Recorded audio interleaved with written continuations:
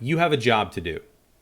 That's a really good mindset, I think. When I get up on stage, my job is not to, uh, well, my job is to entertain the audience. I mean, as a performer, I'm not going to say it's not my job, but my main job is to go through the process of improv. That's my job. Like that's what I'm there to do. I'm there to execute the craft and go through the process. Now, if I've been training and I'm being truthful about the process, then that process is going to be entertaining to an audience to watch. I put more time and effort into it than most people, so they're going to see something they don't normally see.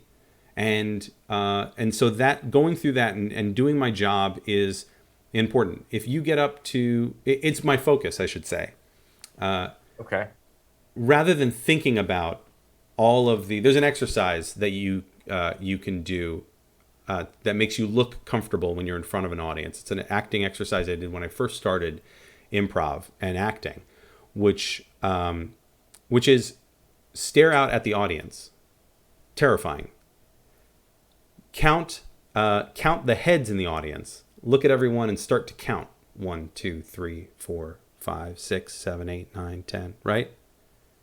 Do that, and you're not as nervous anymore because you've given yourself something to do.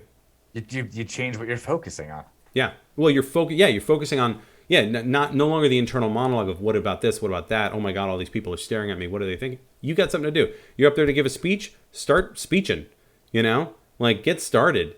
Don't dwell on it. Don't worry about it. The audience is there, but they're there, and your job is to what? Smile, and make them feel comfortable, make them realize this is the place to be.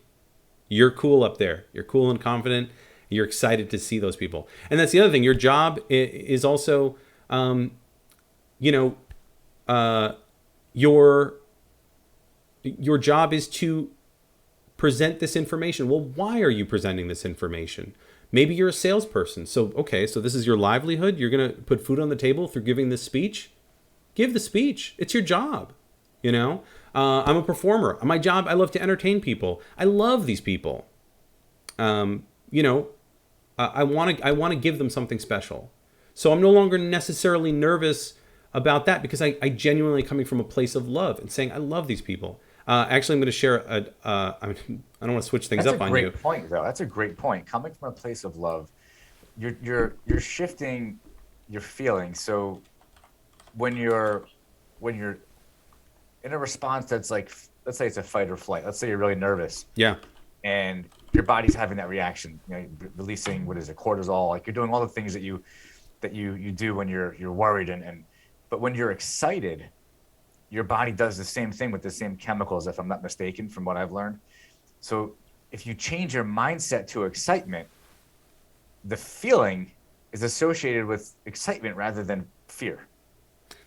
yeah, Right? That's like yeah. another way to look at it. So how do you get excited for whatever's about to happen? You just shift what you're thinking, which I think is what you're saying. Yeah, shift, reframe it and say, well, why am I doing this? What is, what's the purpose? What is the outcome? Why am I getting on stage and giving this talk or doing this performance?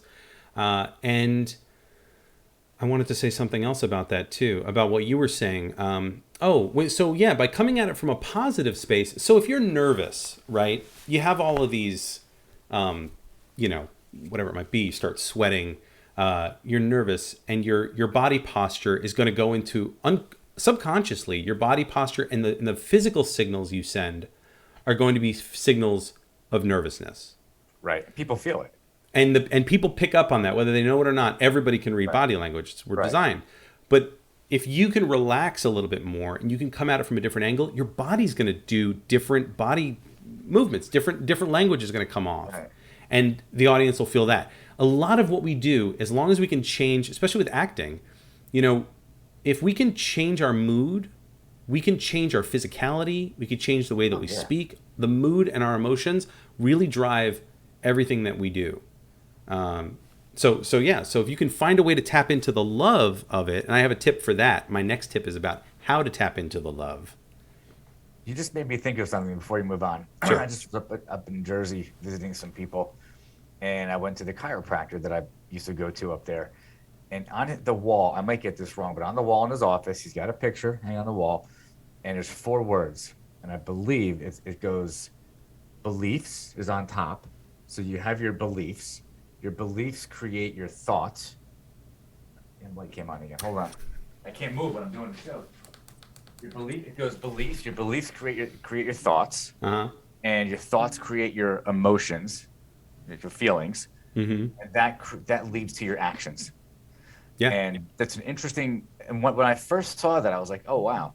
So if you don't like the outcome of something, it starts with changing your belief, right? You have a better that's the hack. That's chiropractor. the shortcut. You have a better Change your chiropractor than me. belief. Huh? Yeah. No, I was gonna say you have a better chiropractor than me. Mine said snap necks, cash checks. But you're stupid. I'm like talking over you just to make this dumb joke. I apologize. But no, it's exactly right. You're 100% right. Like you can't control, and you don't want to. You can't control every single physical bit.